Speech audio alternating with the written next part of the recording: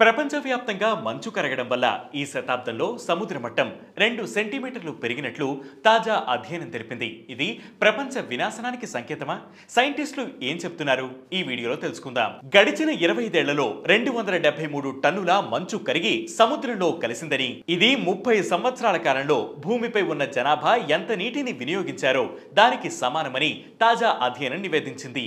2000 నుండి 2023 వరకు ప్రపంచంలో ఎంత మంచు కురిసిందన్న దానిపై ఎడిన్బర్గ్ విశ్వవిద్యాలయం, జ్యూరిచ్ విశ్వవిద్యాలయం శాస్త్రవేత్తలు చేసిన అధ్యయనాన్ని నేచర్ జర్నల్ ప్రచురించింది. సముద్ర మట్టం 2 సెంటీమీటర్లు పెరగడం అనేది చాలా చిన్న విషయంగా కనిపించవచ్చు, కానీ ఇది ప్రపంచ వినాశనానికి దారితీయొచ్చని సైంటిస్టులు చెప్తున్నారు. గ్లోబల్ వార్మింగ్, సముద్రంలో నీరు వేడెక్కడం వల్లే హిమనీయ నదాలు కరుగుతున్నాయని అధ్యయనంలో పేర్కొన్నారు. యూకేలోని నార్థంబ్రియా విశ్వవిద్యాలయంలో భౌగోళిక మరియు పర్యావరణ శాస్త్ర విభాగం అధిపతి ఆండ్రూ షెఫర్డ్ దీనిపై మాట్లాడుతూ, సముద్ర మట్టం 1 సెంటీమీటర్ పెరిగితే భూమిపై ఉన్న ప్రజల్లో 2 మిలియన్ల మంది దీనికి ప్రభావితం అవుతారని తెలిపారు. తాజా అధ్యయనం ప్రకారం 2000వ సంవత్సరం నుండి హిమానీయ నదాలు ప్రాంతీయంగా 2% నుంచి 39% మధ్య మంచును కోల్పోయాయి. నాసా ప్రకారం మహాసముద్రాల జలాల్లో వేడి పెరగడం ప్రపంచ సముద్ర మట్టం పెరగడంలో 1/3 వంతు కారణమవుతుంది. 1993 నుంచి 2024 మధ్య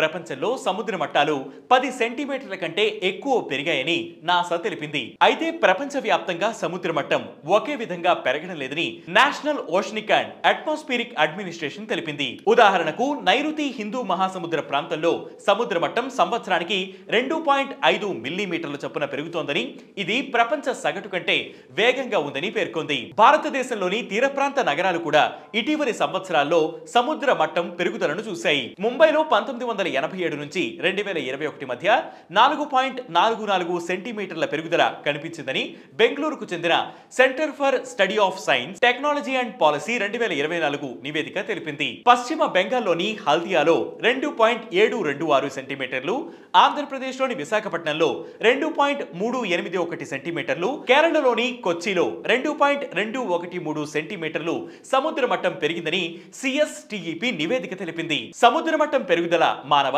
సహజ వ్యవస్థలను తీవ్రంగా ప్రభావితం చేస్తుంది. తీర ప్రాంత వరదలకు దారితీయడంతో పాటు తీర ప్రాంత కోతను తీవ్రతరం చేస్తుంది. చివరికి తీరానికి దగ్గరగా నివసించే జనాభాపై కూడా ప్రభావం చూపుతుంది. తుఫానులను, ఉప్పెనలను మరింత తీవ్రతరం చేస్తుంది. మడ అడవులు, పగడపు దిబ్బలు, ఉప్పు చిత్తడి నేలలు వంటి తీర ప్రాంత పర్యావరణ వ్యవస్థలను ప్రభావితం చేస్తుంది. మంచినీటి సరఫరాను కలుషితం చేస్తుంది. 2050 నాటికి సముద్ర మట్టం 20 సెంటీమీటర్ల వరకు పెరిగే అవకాశాలు ఉన్నాయని, అదే జరిగితే రాబోయే 3 దశాబ్దాల్లో వరదలు, ఉప్పెనలు పెరిగే ప్రమాదం ఉందని సైంటిస్టులు హెచ్చరిస్తున్నారు.